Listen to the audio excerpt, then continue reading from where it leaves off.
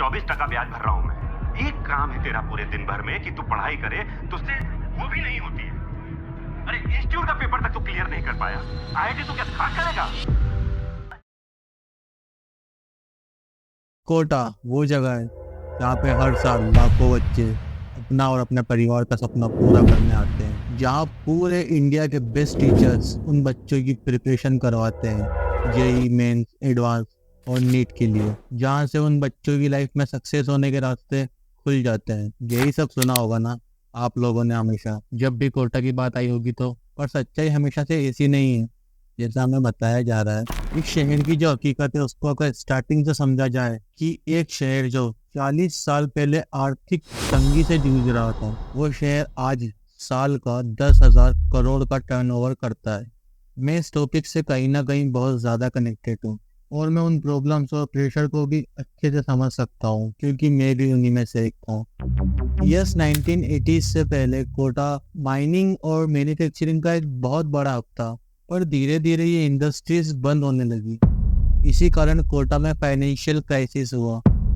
जेके company के एक engineer जिनका नाम वी.के. बंसल था, वो एक बहुत काबिल इंजीनियर थे, लेकिन उनके वर्किंग पीरियड में उनको एक बीमारी हो गई जिसके कारण वो चलने फिरने में असमर्थ हो गए थे। उन्होंने इस बीमारी से ठीक होने के लिए बहुत कोशिश की, बहुत डॉक्टर्स को दिखाया, इनफैक्ट आउट ऑफ इंडिया भी डॉक्टर से कांटेक्ट किया, पर कोई भी डॉक्टर उनकी इस प्रॉब्लम को सॉल्व नहीं कर पाया। इसके जस्ट बाद ही वो अपने किसी नॉन की एक बात पर ध्यान देते हैं, या फिर ऐसा बोलूं कि एक सजेशन पे ध्यान देते हैं, जो सजेशन था बच्चों को पढ़ाने का, क्योंकि इस काम में उनकी ज़्यादा मूवमेंट नहीं होती। इसी के साथ वो मैथ के एक्सपर्ट भी थे, जिससे उन्हें बच्चों को पढ़ाने वाला काम करने में ज़्यादा प्रॉब्लम नहीं आती। इसी सजेशन को मानते हुए वो अपने ही घर के पास में एक बच्चे को मैथ की कोचिंग देना स्टार्ट कर देते हैं, और कुछ ही समय बाद वो इस एक बच्चों को और जेई मेंस की कोचिंग देना स्टार्ट कर देते हैं, और उन्हीं का पढ़ाया हुआ एक बच्चा 1989 में आईआईटी में रैंक भी ले आता है। इसी के जस्ट अगले साल 1990 में उन्हीं के पढ़ाए हुए 3 बच्चे आईआईटी में रैंक ले आते हैं। इसी के बाद 1991 में कोटा का पहला कोचिंग इंस्टीट्यूट खुलता है, बंसल क्लासेस। बंसल सर को अब पूरे देश के लोग जानने लग गए थे, और जिस शहर जो फाइनेंशियल क्राइसिस से जूझ रहा था वो धीरे धीरे स्टेबल भी होने लगा था। और इसी के साथ शुरू होता है कोटा का एक नया दौर। अब बंसल क्लासेस को देखकर वहाँ पर और भी कोचिंग इंस्टीट्यूट खुलने लगते हैं, लेकिन उन कोचिंग इंस्टीट्यूट खुलने का कुछ मतलब निकलता नहीं है, क्योंकि कोटा में जो बच्चे बाहर से पढ़ने आ रहे थे वो सिर्फ बंसल क्लासेस में ही पढ़ने आ रहे थे, या ऐसा बोला जाए कि सिर्फ बंसल सर से ही पढ़ने आ रहे थे। यही चीज़ दूसरे कोचिंग इंस्टीट्यूट जो नए खुल रहे थे उन्हें समझ आ जाती है, और वो अब बाकी सब चीज़ों में इन्वेस्टमेंट छोड़ के सिर्फ टीचर्स और अच्छी फैकल्टीज़ को अपने कोचिंग इंस्टीट्यूट में लाने लग जाते हैं, जिससे उनकी कोचिंग इंस्टीट्यूट का नाम आगे बढ़े। और यहीं से ही एजुकेशन सिस्टम को सेल्फिश होकर सिर्फ और सिर्फ एक बिजनेस मॉडल के हिसाब से चलाने की शुरुआत हो जाती है। अब देश के बेस्ट टीचर्स को मुंह मांगा पैसा दिया जाता है, सिर्फ इसलिए कि वो उनके कोचिंग इंस्टीट्यूट में आए और वहाँ आके पढ़ाएं। सिर्फ यही नहीं, मैं सीधे किसी कोचिंग का नाम नहीं लूँगा, पर इतना बता दूं कि कोटा में एक बड़ा फेमस कोचिंग इंस्टीट्यूट है जिसने दूसरे कोचिंग इंस्टीट्यूट के जो बेस्ट फैकल्टीज़ हैं उनको 5 गुना ज़्यादा सैलरी देकर अपने कोचिंग इंस्टीट्यूट में बुलवा लिया। और सिर्फ टीचर ही क्या, वो स्टूडेंट जो रैंक लेके आते हैं उनको भी पैसे दे दिए जाते हैं, सिर्फ ये प्रमोट करवाने के लिए कि उन बच्चों ने या तो वहाँ से कोचिंग करी है या फिर उनके किसी कोर्स को बाय कराए, जिसकी वजह से वो जेई या नीट को क्लियर कर पाए। फिर चाहे उस बच्चे ने वहाँ से कोचिंग करी हो या नहीं करी हो, उसने उनके कोर्स या उनके एग्ज़ाम पैटर्न को फॉलो किया हो या नहीं किया हो, उससे उन्हें कोई मतलब नहीं रहता। वो सीधे पैसों से बात करते हैं, वो स्टूडेंट को पैसे ऑफर करते हैं, जिनकी वजह से उनकी कोचिंग इंस्टीट्यूट का, जिनकी वजह से वो स्टूडेंट अप्रूव कर देते हैं कि हाँ हमने उनकी कोचिंग से पढ़ा है, और उन्हीं स्टूडेंट के बैनर कोचिंग इंस्टीट्यूट के पिक्चर्स के साथ लग जाते हैं, जिसकी वजह से उनकी कोचिंग इंस्टीट्यूट प्रमोट होते हैं और बच्चे बाहर से आते हैं, वहाँ एडमिशन लेते हैं, और ऐसे ही उनका बिजनेस चलता रहता है। यहाँ तक तो बात होती है कोटा के कोचिंग सेंटर्स और वहाँ के एजुकेशन सिस्टम, ओ सॉरी सॉरी सॉरी, वहाँ के बिजनेस मॉडल की।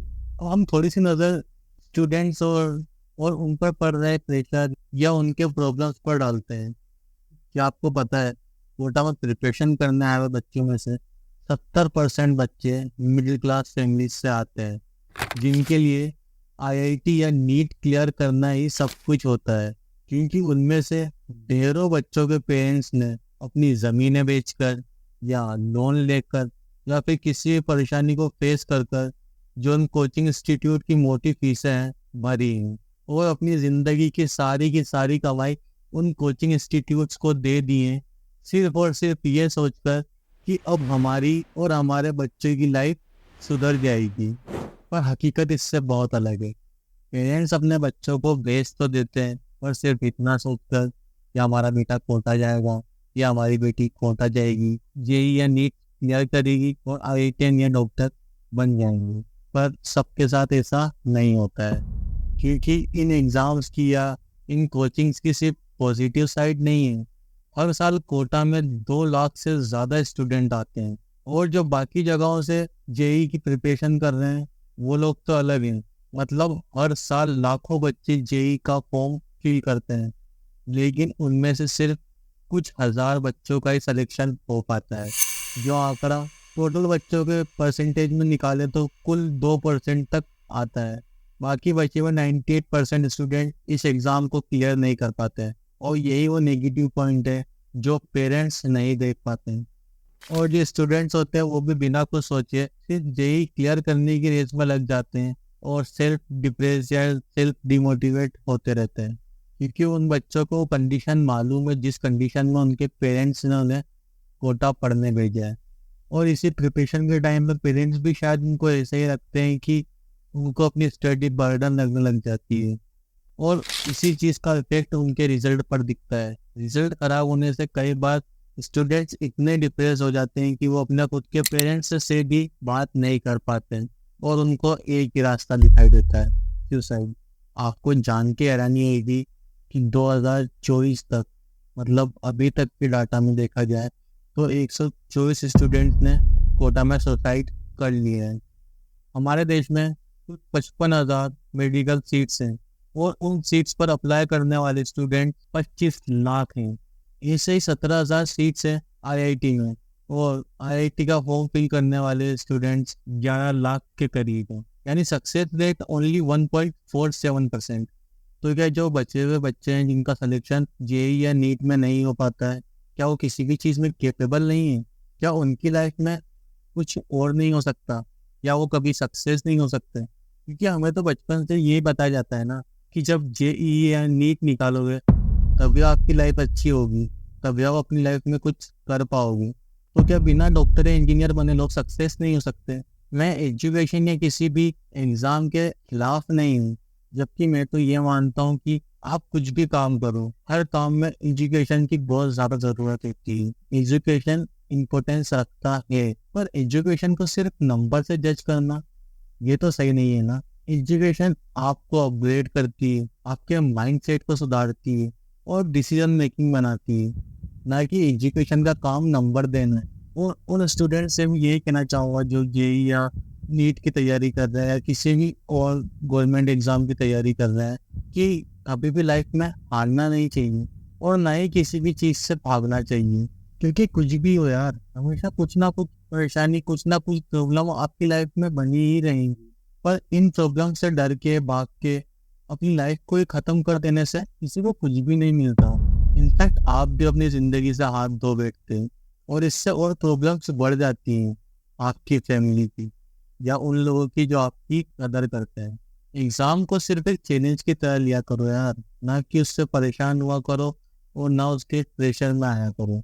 और पेरेंट्स को भी कहीं ना कहीं इन चीज़ों में ध्यान देने की ज़रूरत है, क्योंकि उन्हें अवेयर होना चाहिए कि जो उनके बच्चे हैं उनका इंटरेस्ट किस फील्ड में है। क्या वो डॉक्टर या इंजीनियर फील्ड में जाना चाहते हैं या वो किसी और प्रोफेशन में इंटरेस्टेड हैं। सिर्फ अपने बच्चों पे लोगों को देखकर या किसी की बात सुनकर प्रेशराइज कर देना कि नहीं तुम्हें जेई क्लियर करना है, नहीं तुम्हें नीट देना है तभी तुम्हारी लाइफ में कुछ होगा, या किसी को देखकर जज कर लेना कि उन लोगों ने ये चीज़ क्लियर कर रखी है तो तुम्हें भी ये चीज़ क्लियर करनी है। ऐसा फोर्स नहीं करना है। क्या पता वो किसी और फील्ड में बहुत ज़्यादा बेस्ट कर सकें, पॉसिबिलिटीज तो है ना। इसलिए हमेशा जो पेरेंट्स हैं उनसे मेरी यही रिक्वेस्ट है कि अपने बच्चों का साथ दो, गलत में नहीं पर जहाँ वो सही है वहाँ तो उनका साथ दो, उनको मोटिवेट करो, उन्हें आगे बढ़ने के लिए प्रेरित करो। आखिर में यही कहूँगा कि डिमोटिवेट मत हुआ करो, बी स्ट्रॉन्ग गाइस। अभी लाइफ में बहुत कुछ देखना बाकी है, अभी लाइफ में बहुत कुछ समझना, बहुत कुछ चीज़ें झेलना बाकी है। तो छोटे से एग्जाम्स वगैरह से डिमोटिवेट नहीं होना चाहिए। और इस वीडियो को ज़रूर से शेयर करो अपने दोस्तों में, अपने पेरेंट्स में, ऐसे लोगों में जिनको आप जानते हो जो किसी एग्ज़ाम की तैयारी कर रहे हैं, उन स्टूडेंट्स को।